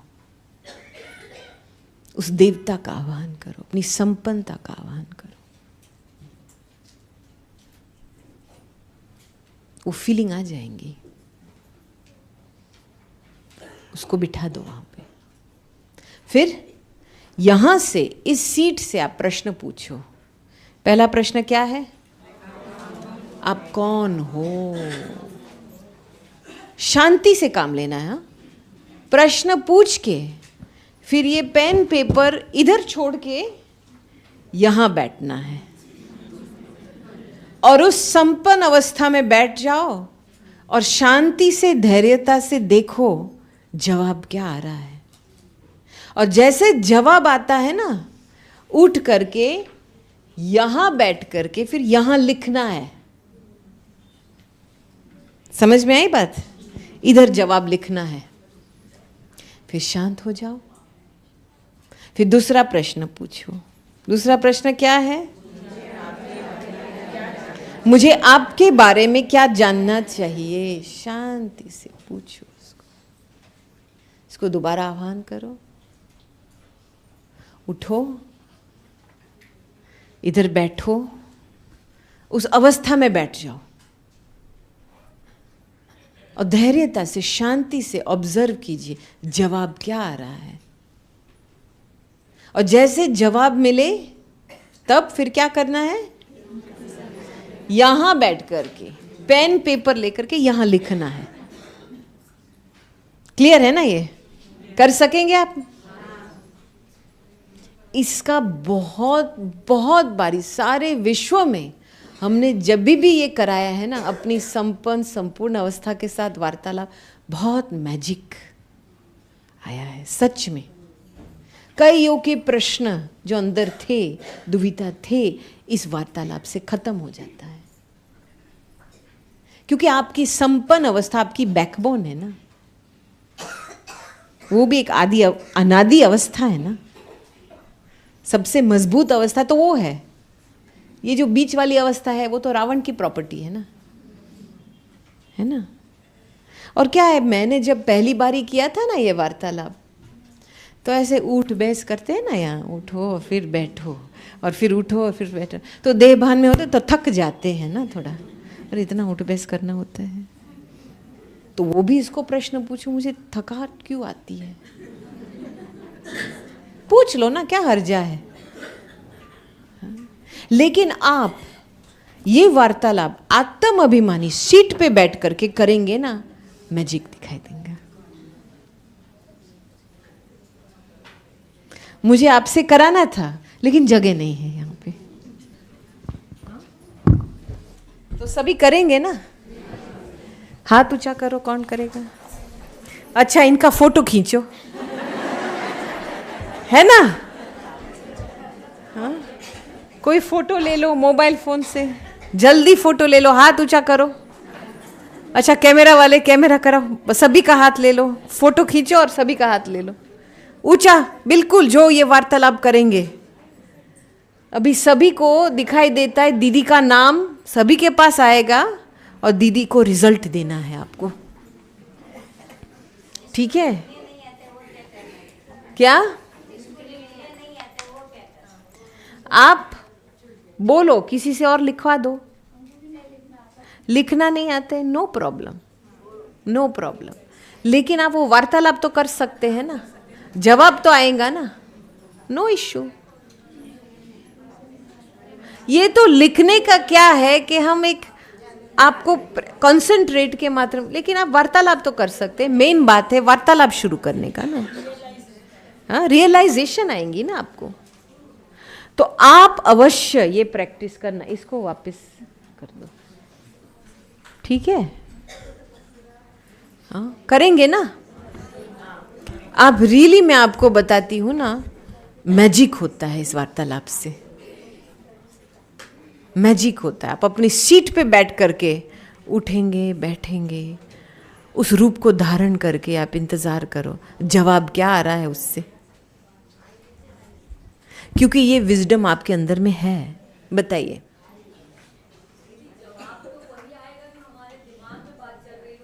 नहीं, आप आत्म अभिमानी होकर के करेंगे ना तो आपका दिमाग नहीं चलेगा। आप इस रूप में करेंगे ना तो आपका दिमाग चलेगा, बिल्कुल नहीं, नहीं। ये एक बहुत गहरा इंटेलिजेंस है। देखो, देवता रूप बाबा क्या कहते हैं उसके लिए? रॉयल बुद्धू है ना। देवताओं के पास ज्ञान है क्या? गुणों की इंटेलिजेंस है, विजडम है, लेकिन दिमाग वाला का तो ज्ञान नहीं है ना। तो वो देवता आपके अंदर बैठा है।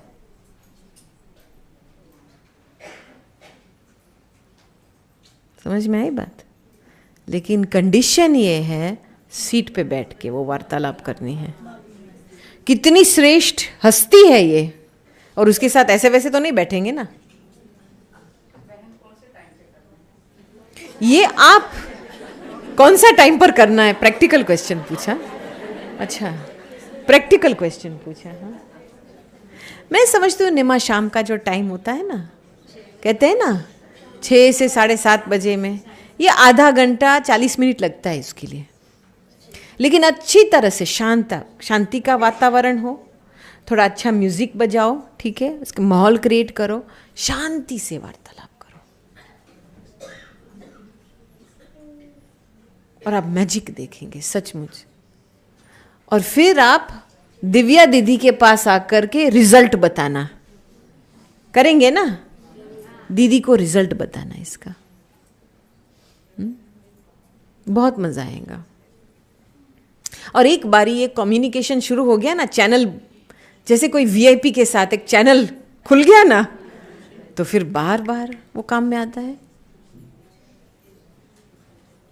नहीं। तो ये आपके लिए होमवर्क है, ठीक है ना?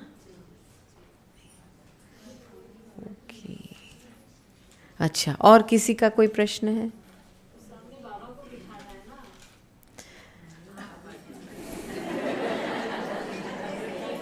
सामने बाबा को बिठाना है।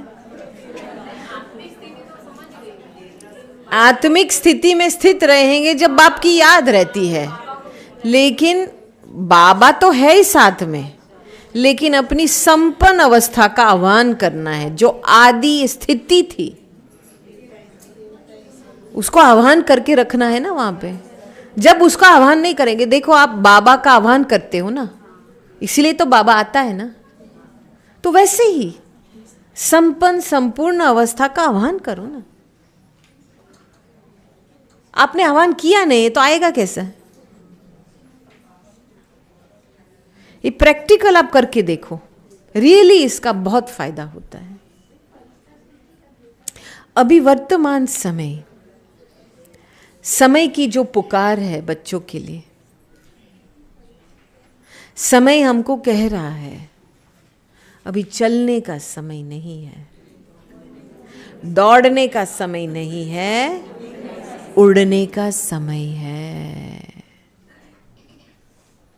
तो जब हम हर बातों से पार चलते जाएंगे ना, उड़ते रहेंगे, तभी हमारी कर्मातीत अवस्था बनेगी। और जब हमारी कर्मातीत अवस्था बनती है तो हम संपन्नता के नजदीक पहुंचे हैं। ये 3 बातें लाइन में आती हैं: उड़ने की स्थिति, कर्मातीत अवस्था और संपन्न संपूर्ण अवस्था। कुछ भी हो जाए, उड़ना है। बातें तो आएंगी, ये रावण की दुनिया है ना, समस्या की भरी हुई दुनिया है, मैं आपको बताऊं। लेकिन आपको किसी की बात में डूबना नहीं है। आप जब किसी की बातों में डूबते हो ना, तब बाप नहीं रहता है, या चाहे बात या बाप। तो एक ये भी निर्णय करना होता है। निर्वैर भाई साहब ने तो देह का त्याग कर लिया, अभी ऊपर वतन में बैठे हैं। तो हमारी चर्चा हो रही थी 2-3 साल पहले, तो मैंने भाई साहब को पूछा, भाई साहब आपने अपनी अवस्था इतनी स्थिर बना के रखी है, सेट कर दिया है अपने अपनी अवस्था को, कैसे? कहता है जब भी मेरी उम्र 60 की थी, मेरी 60th बर्थडे थी, 60 साल की उम्र में जब उनकी बर्थडे मनाया, तभी उन्होंने निर्णय लिया कि बातें तो बहुत आएंगी, लेकिन मुझे क्या करना है, उड़ती कला में रहना है। सभी को बाप के तरफ बुद्धि लगानी, बाप ही उनको समाधान देने वाला है। और मुझे अपना काम करना है, उड़ते रहना है, उनको हल्का बना देना बस। हम हल्के रहे, उसको हल्का बनाओ। बाकी किसी के कर्म बंधन में पड़ना नहीं है, वो धंधा आप करते हैं, इसीलिए आपको प्रॉब्लम आती है। इसको बचाओ, इसको बचाओ, इसको बचाओ। आपने किसी को ड्यूटी दी है किसी को बचाने की? ड्यूटी दी है किसी को बचाने की?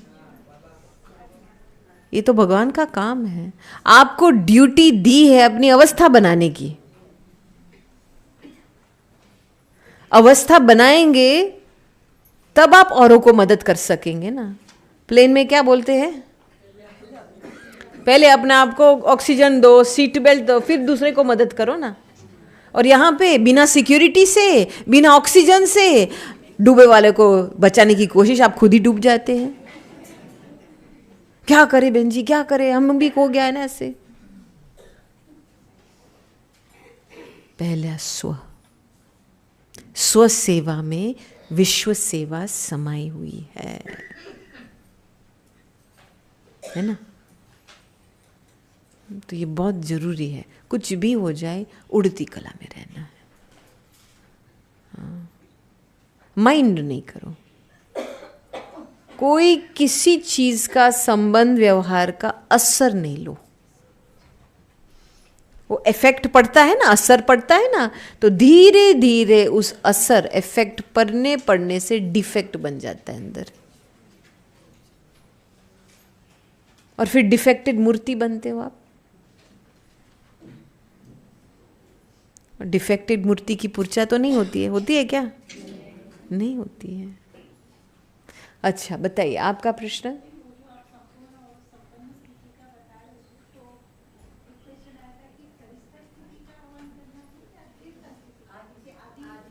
देखो सेम, मैं आपको बताऊं, आपकी प्रश्न ये है कि आपने संपन्न संपूर्ण अवस्था की बात थी, तो क्या फरिश्ता स्थिति अलग है? देखो, सूक्ष्म वतन में आपकी संपन्नता का ब्लूप्रिंट है ना। सूक्ष्म वतन अभी के समय अनुसार बाबा रचते। क्यों? क्योंकि एक डेटा सेंटर है, इसमें सारा विश्व का सतयुग, त्रेता, द्वापर, कलयुग का पूरा एक ब्लूप्रिंट है, इंफॉर्मेशन सेंटर है वो। तो जैसे साकार बाबा के लिए अव्यक्त ब्रह्मा और उनकी अव्यक्त कंप्लीट स्टेज था वो, तो बाबा कंपैरिजन करता था ना। तो हर एक की अव्यक्त कंप्लीट अवस्था एक ब्लूप्रिंट है उसकी ब्लूप्रिंट। वो सूक्ष्म में रचते हैं, फिर साकार में प्रत्यक्ष होती है ना। तो सेम यहां अव्यक्त स्थिति प्रैक्टिस करना है तो आत्मा के गुणों, आत्मा की विशेषता में जाना है। क्योंकि अव्यक्त माना एक लाइटनेस, एक स्पेशलनेस, एक फीलिंग से कुछ कार्य करे, हल्के होकर के कार्य करे। राइट? फरिश्ता माना क्या? डबल लाइट नहीं, तो अपने क्वालिटीज से लेकर के कार्य करे, शांति से काम लेना है, प्रेम भावना से काम लेना है। ये फरिश्ता का काम है यहाँ पे।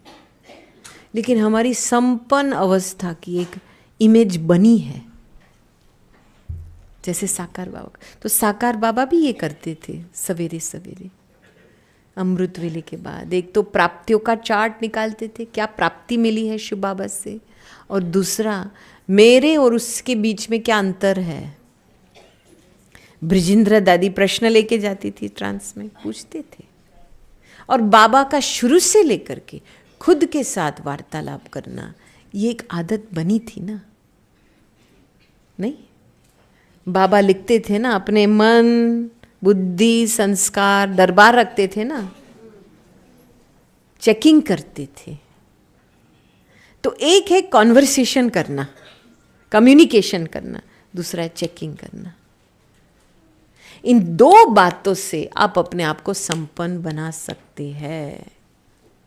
क्योंकि चेकिंग नहीं होती है तो चेंज नहीं हो सकता है। आपका कोई एक पुराना संस्कार आपको सताएगा क्योंकि चेकिंग नहीं की है। चेकिंग करते करते फिर आप उसको रोक सकते हैं। सिंपल बात है। तो एक है चेकिंग और दूसरा है कॉन्वर्सेशन, कम्युनिकेशन। फिर वो कनेक्शन मजबूत रहता है। जिसके साथ आप अच्छा कम्युनिकेशन रखेंगे ना, उसके साथ संबंध भी अच्छा रहता है, कनेक्शन भी मजबूत रहता है। नहीं, एक जैसा हॉटलाइन बन जाता है ना, कुछ भी चाहिए तुरंत जवाब आता है, विवेक तुरंत काम करता है। ठीक है, ओके जी, आपका प्रश्न।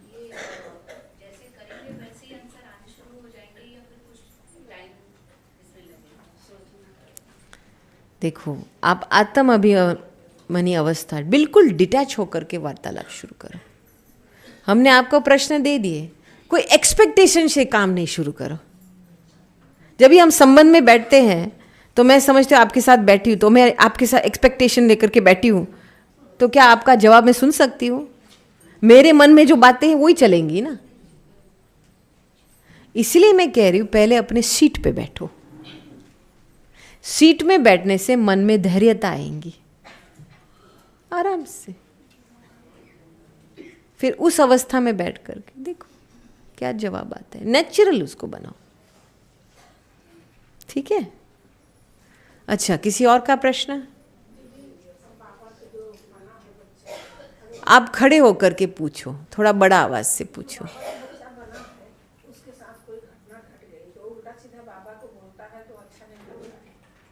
मैं समझी नहीं आपकी बात।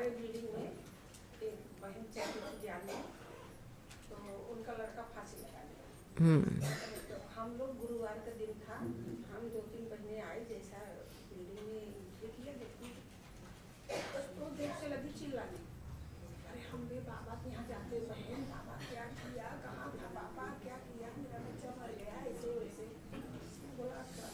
फिर तो ऐसा चिल्लाने लगी। तो क्वेश्चन क्या है आपका, प्रश्न क्या है आपका? बाबा को उल्टा सीधा कोई बोलता, बाबा क्या करेगा? तो कित अरे बहन जी, आप बैठो एक मिनट, आप सोचो बाबा के ऊपर कितनी गिलानी, कितनी गलत फहमी हुई है। ये तो एक है, और कितने हजार खाया है गिलानी बाबा ने। बिल्कुल most misunderstood person in the world is God. सभी ने, आप हर एक को अपने मन में एक भगवान बना के बैठे हैं, और जो असली भगवान है, जैसे आपने मेरे लिए गलत फहमी बैठ करके रखी है ना, गोपी बहन ऐसी है, तो ये आपके मन में रह गया है ना। लेकिन जो असली गोपी बहन है वो नहीं पहचानेंगे, क्योंकि जो गलत फहमी लेकर के बैठे वो पहचानेंगे। ये है बेचारा बाबा। बेचारा तो नहीं कहेंगे, कुछ किया ही नहीं है, ऊपर शांति से बैठा है, और बच्चे अपने कर्म में उल्टे सुलटे करते हैं, फिर उसको बेचारे इल्जाम देते हैं। उसी समय शांत करके आत्मा के उद्धार के लिए क्या करना चाहिए वो देखना है। शांति के वाइब्रेशन देने हैं ना। जब भी आत्मा देह का त्याग करती है कोई भी कारण से, ठीक है, उसको मदद चाहिए, आगे बढ़ने की मदद चाहिए। तो उस समय शांति का वातावरण, बाबा की याद का। देखो, आप बाबा का लॉयर नहीं बन सकते हो ये आपका काम नहीं है। आपका काम है शांति के वाइब्रेशंस को फैलाना। बाबा बाबा है, उसको पता है। लेकिन उस समय हम इसके बारे में इतना सोचते हैं कि हम अपना काम भूल जाते हैं। देखो, जो फायर फाइटर होता है, जब आग लगी है तो कौन जल्दी सीन पे आते? वो आते हैं ना, सारा ट्रक पानी भर करके वो क्या चालू करते हैं ना। वो उस समय बैठ के पूछते नहीं है कैसे हुआ, क्या हुआ, वो जल्दी जल्दी उनका पहला काम है आग बुझाने का। तो ये हमारा काम है ना। ऐसे वैसे सोचेंगे आप तो आप कैसे काम करेंगे आग बुझाने की? इसलिए सोच समझ के प्रश्न पूछो। हम जो अपने आप को होशियार समझते हैं ना, कई बारे में, कई इसके बारे में सोचते हैं, मुझे क्या करना है, मुझे अपनी कैपेसिटी बढ़ानी है ना, जमा करनी है ना, शांति की शक्ति, प्रेमामज की शक्ति, तभी वो टेस्ट के समय पे हम वो अंजलि दे सकेंगे ना किसी को। जमा ही नहीं किया है तो आप प्रभाव में आ जाएंगे, समस्या के प्रभाव में आ जाएंगे। फिर कैसे कैसे कैसे कैसे कैसे पूछते रहो और रह जाओ पीछे। दादी को ये कैसे शब्द बिल्कुल अच्छा नहीं लगता था, बिल्कुल ही अच्छा नहीं लगता था। ओके, ठीक है, सभी को अपने अपने प्रश्नों का जवाब मिला, क्लियर हुआ सब कुछ, ठीक है ना? अच्छी अच्छी बातें निकली ना आज, नहीं तो होमवर्क करेंगे ना। मैं दोबारा हाथ उठवाती हूँ, जो होमवर्क अपना करेंगे। अच्छा, सभी पीछे वाले तो कर, आगे वाले तो किसी ने हाथ नहीं उठाया है, तो क्या आगे वाले नहीं करेंगे क्या अभी? बस सभी करेंगे। Okay, thank you. तो चलो हम और 5-7 मिनट योग में बैठे, 10 मिनट योग में बैठे, फिर दीदी आ गए हैं और हमको फिर आपसे छुट्टी लेनी पड़ेगी 10 मिनट के बाद, कि दीदी फिर आपका क्लास 7 बजे तक कराएंगे। ओके, ओम शांति।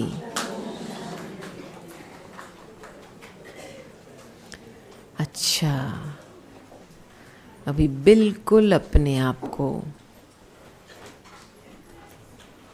अलर्ट और शांति की अवस्था में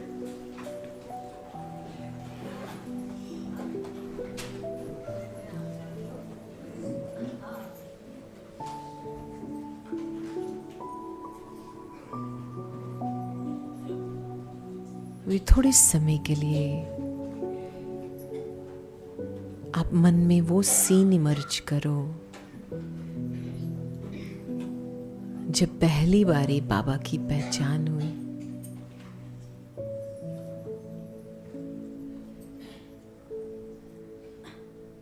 जब बाबा मिले,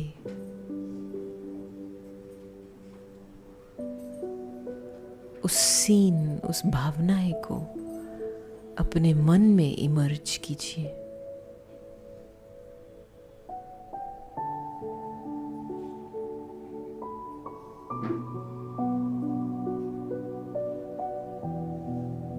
बाबा को पहचाना, बाबा को पाया, तो अंदर से क्या फीलिंग आई थी उस समय आपको?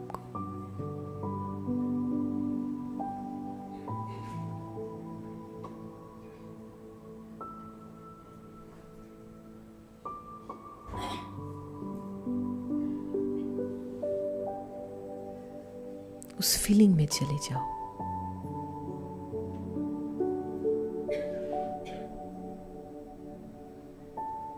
बाबा ने आपको केवल इस रूप में नहीं पहचाना है, लेकिन मेरी बच्ची 84 जन्म लेने वाली मास्टर सर्वशक्तिमान बच्ची को पहचाना।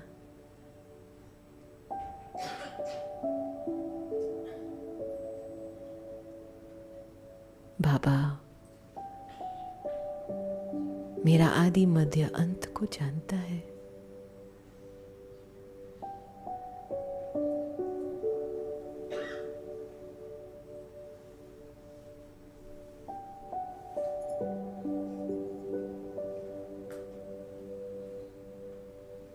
अभी इस फीलिंग से आप अपनी संपन्न संपूर्ण अवस्था का आह्वान कीजिए।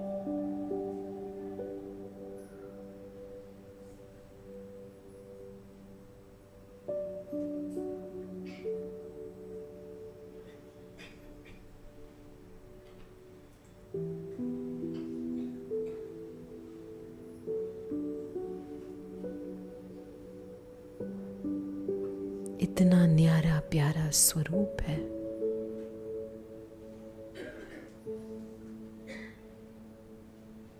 अवस्था में स्थिरता है।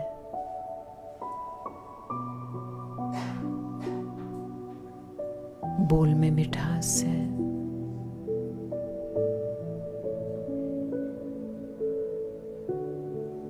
रॉयल्टी सिंप्लिसिटी है।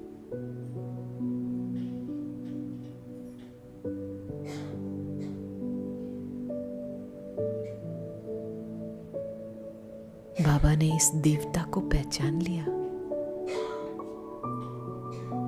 ये बच्ची, तुम वही हो कल्प पहले वाली देवता बनने वाली फरिश्ता बच्ची हो।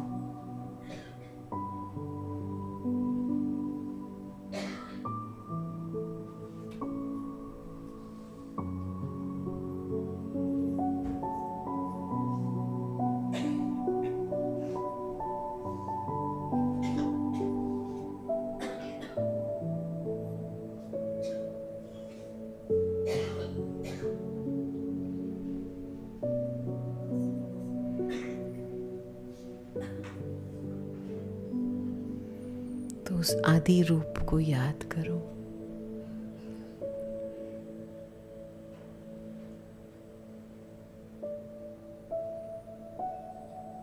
और फिर वहां से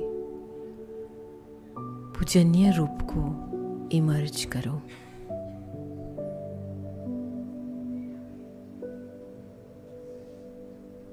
रहमदिल,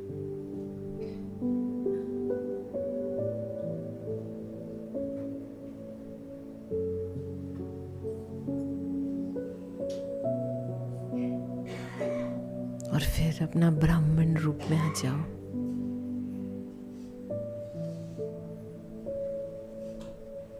मर्यादा पुरुषोत्तम का रूप धारण करो। श्रेष्ठ ब्राह्मण आत्मा हूं।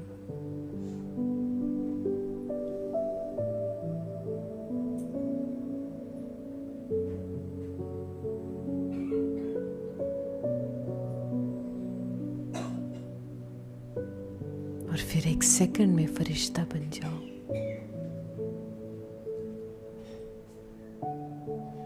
इस पुरानी दुनिया से कोई भी रिश्ता नहीं। मैं मेरे से छूट गए।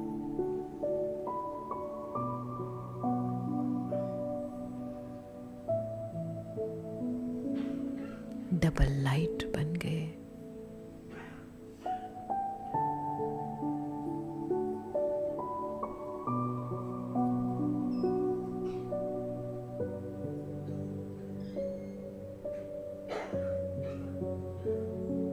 और फिर एक सेकंड में और ही उपराम चले जाओ।